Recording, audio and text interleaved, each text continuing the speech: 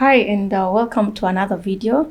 In today's video, I am so excited because I'm not just going to be speaking alone, but I have a special guest who's going to take us through a very important topic. So guys, today we are speaking about personal branding. I know you've heard about personal branding. I mean, of course, it has been in conversations and in the limelight for quite a long time. But today we want to learn more on how you can leverage on personal branding to get an advantage, or rather to speed up or to expedite your job search process. So I want to introduce my guests who I have today in this show to take us about personal branding, the truths and the myths around personal branding.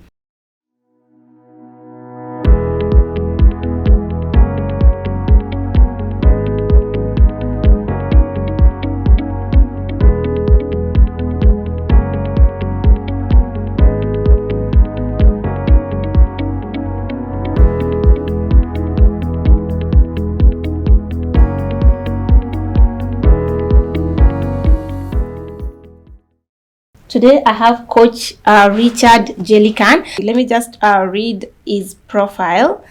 So Richie is an award-winning HR professional. He is a trainer. He is an event MC and a motivational speaker. And guys, guess what? He's also a newspaper columnist. So Richard, welcome to the show, and thank you so much for honoring my invite. Thank you very much, Nelly, for having me in this particular show. I am very excited about it. Let us inform our audience. Audience, please know that personal branding is the credibility that you have created. It is the trust that you have created out of the messaging that you put out there. It is a product of consistency. It is a product of being authentic to yourself, to your competencies, to your skills that you have. It is what people now know about you, what you can be able to do in terms of your skill set. What personal branding is not is imagining that it is what you think you are. Personal branding is now what people think about you. It is what your consumers, it is what your stakeholders think about. It is the perception they have about you now after you've crafted the messaging. It is now what they've received. This is what I should think about Nelly. This is what I should think about this person, right? So do not imagine that it is now, all right, this is what I think they should think about me. No, it is what your audience thinks about, what they perceive about you. Okay. Yeah. Okay. Right, I think that's fine. And maybe what stands out from that definition is that personal branding is what people think about you, and not what you think about yourself or how you perceive yourself. So, Coach, for somebody who's hearing about this word for the first time, and asking themselves, why do they even need to have a strong personal brand? I think before we get then, I would want to just take our viewers through how do they build a strong personal brand? Building a personal brand is an investment of money and energy, using financial and non-financial means to create a personal brand so that you create a certain credibility. One of the principles or strategies or tactics that you can use to create a very strong and enduring personal brand is consistency. Consistency means it is the frequency that you message, the messaging you do to your audience. That you say, for example, if your message is about you being known as a problem solver, are you consistently solving problems, or you solve one problem in 1 week, the next you are not able to solve? It is those things, attributes, it is those traits that you have, but they should assume a role of permanence. They should be there all the time. That if you are known as a person who solves problems, if you're a creative, if you are a communicator, you do it consistently, you do it all the time. 2, it is trust. It is the trust that people have in you. Do they believe in your brand?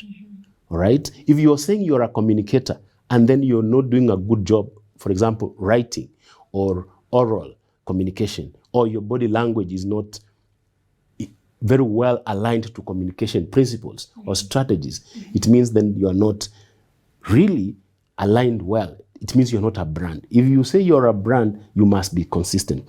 The other third thing is authenticity. Authenticity is about being truthful. It's about being factual. Do you love what you're doing? Right? So people will believe you if you're consistent, if you can be trusted, if you are authentic. You truly believe in that mission. You truly believe, for example, in the purpose. You truly believe in that career in this instance. You need credibility, you need trust, you need authenticity so that you can be able to build a consistent brand. Then you need the ability to communicate, because you cannot communicate about your brand if you are not a good communicator. You must be able to create a certain message that is well aligned to your brand. So you must consistently communicate. You must communicate about your personal brand using social media platforms, using many other platforms, either in networking, so that people can know you. You cannot be a brand in silence. You cannot be a brand in following silently. You must use all forms of communication so that people know you. You must be visible. You must be seen. Right. All right. Thank you so much. I'm already learning a lot, and I hope you too are learning. So, Coach, now that you've taken us through that elaborate process on how someone can build a strong personal brand, then again, maybe my next question will be for someone who's watching or rather hearing this for the first time: is that why should I build a strong personal brand? Now, we have talked about the strategies of creating a personal brand. Why should I create a personal brand? There are so many benefits to investing in a personal brand. It can increase your career prospects. It can increase your business. It can attract clients, for example. It can help in retaining your client, for example. If you have a particular brand, for example, if you're looking for a job or you want to attain a certain career progression, you must bring out your ability to communicate very well, all right? If that is what your employers want. You must be a person who is able to solve problems. You must be a creative person. So when you create a brand, you attract yourself to potential employers. All right, that you have a certain, if you go to an interview and you present yourself as a person who can be able to solve a problem that the current employer is, your prospective employer is facing, you will increase your chances of getting a job. So there are so many benefits to seriously investing in personal branding. You attract employers. Also, you can attract but not retain. So you want to attract and retain your current employers. So you increase employment prospects, you increase promotion, probability of you getting promoted, because people perceive you as a person who can deliver on certain things that a particular organization requires. All right. So I think if I didn't pick anything from maybe that answer or that what we've just talked about, I picked the bit that there are so many benefits of having a strong personal brand, including you positioning yourself for for opportunities for promotion with your current employment. Yes. So maybe another thing that I just want you to explain to us is I think I tend to feel that personal branding is associated with having a strong social media presence. So is it that what personal branding is, that if I'm branding myself, I have to be maybe actively posting or engaging my audience on platforms like LinkedIn, Facebook, and all that? Is there an association between personal branding and maintaining a strong social media presence? Thank you for that very good question. Most people imagine that personal branding is media. No, that is the tip of the iceberg.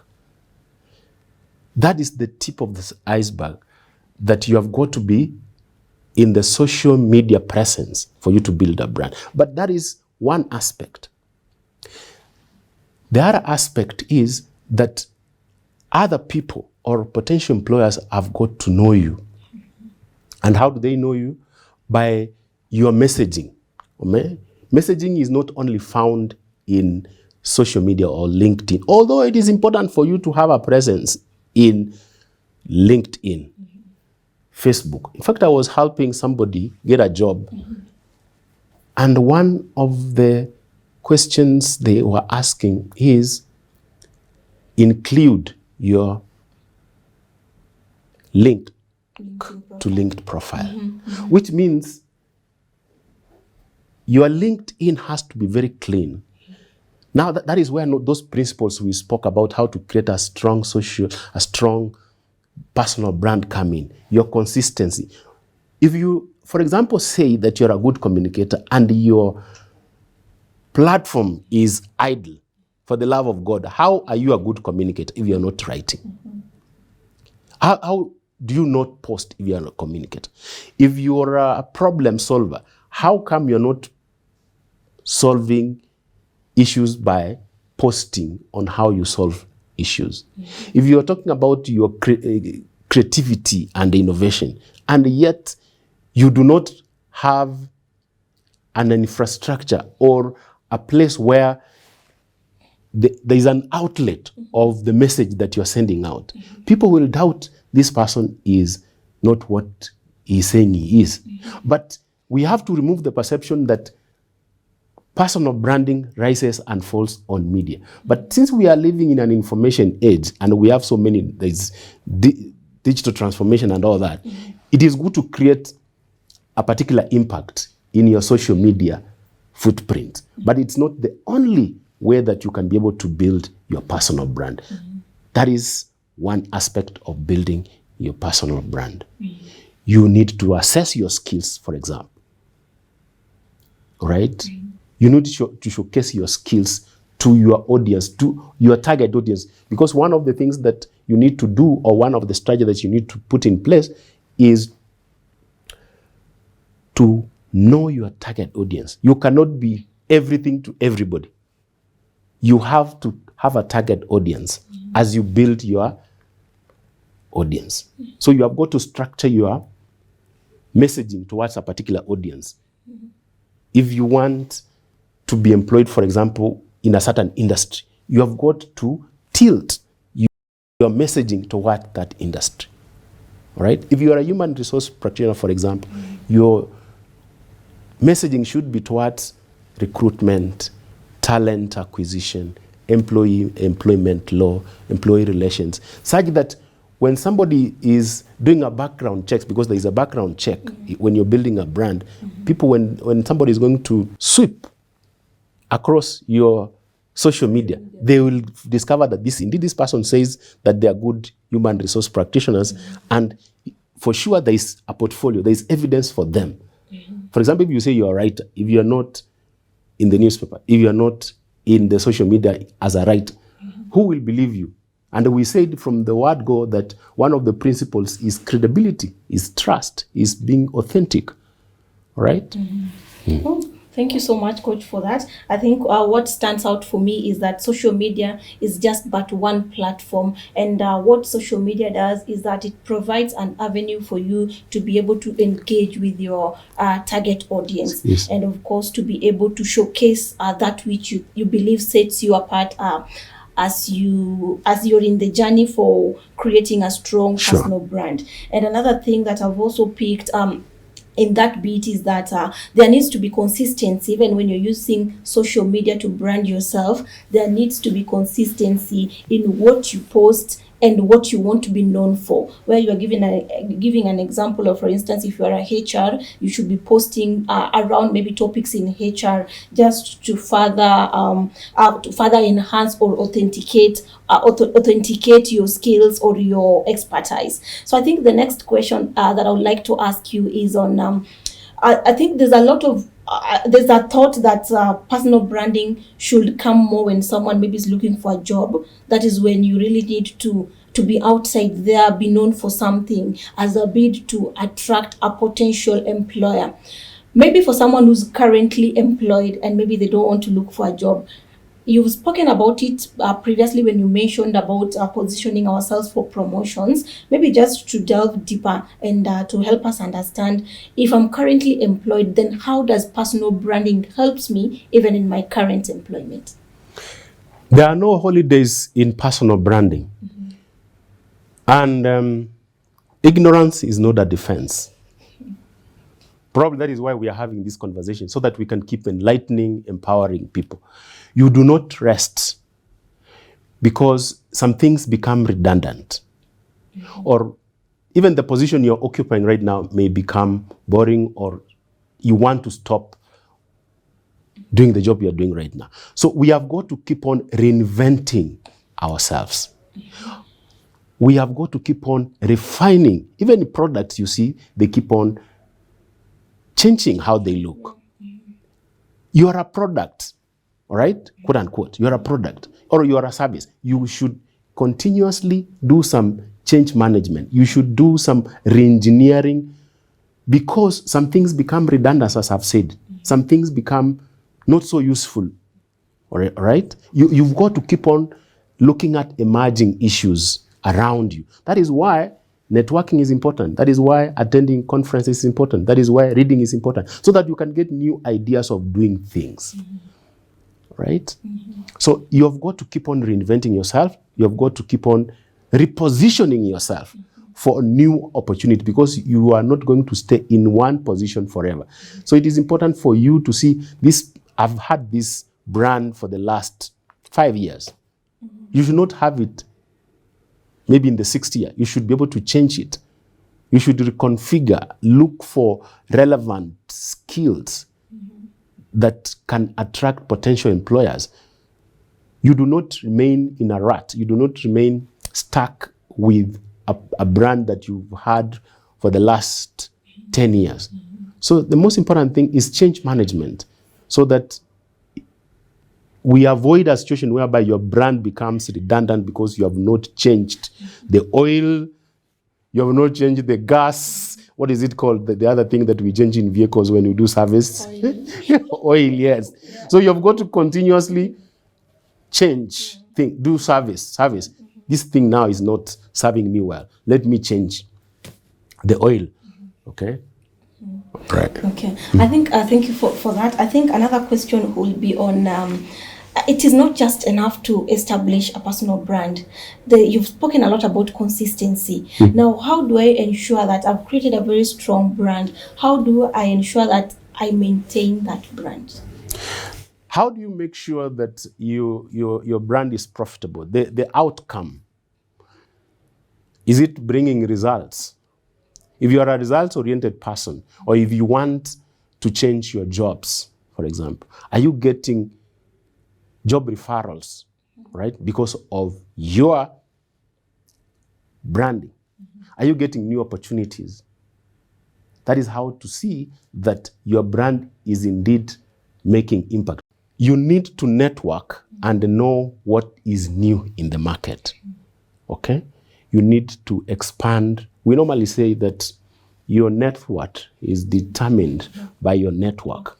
It means that when you're networking, you find new ways of re-engineering your personal brand. You add, like when you're cooking githeri, you cannot keep on boiling githeri. There is a way that you can be able to play around with the ingredients, so that you do not bore your audience. Like, for example, we don't put on the same clothes every day. There's a way we play around with our dresses so that they look fresh. The human mind gets bored very fast. Or your customers can get very bored very fast. Or even your employer can get bored with your skills. That is why we have to do short courses, so that we can improve our employability rate.